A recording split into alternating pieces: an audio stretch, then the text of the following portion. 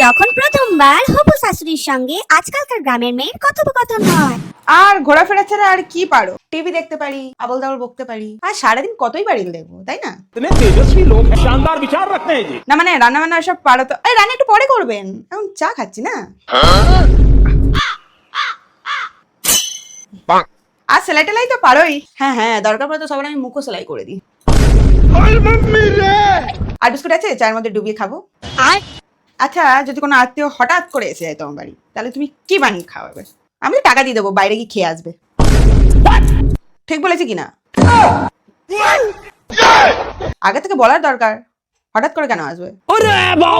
আচ্ছা, যদি ফর্সা টর্সা হওয়ার জন্য কোনো উপায় যদি বের করো, আর আপনি সোজা হওয়ার জন্য উপায় কেন বের করে নেন না? আচ্ছা, জিন্স টপ কিছু পরো নাকি? হ্যাঁ, আমাদের জিন্স টপ, মিনিস্কার্ট টপ সবই আছে। কলকাতায় গেছিলাম না, ওখান থেকে 100 টাকা করে এনেছি। আপনার যদি চাই বলবেন, আপনার জন্য আমি এনে দেবো।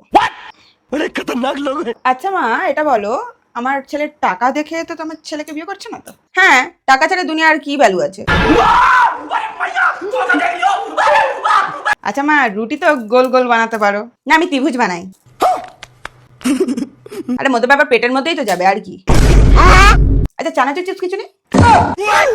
আচ্ছা, ড্রাইভিং টাইভিং কিছু পারো? বোঝো ঠেলা, এনার আবার ড্রাইভারও চাই।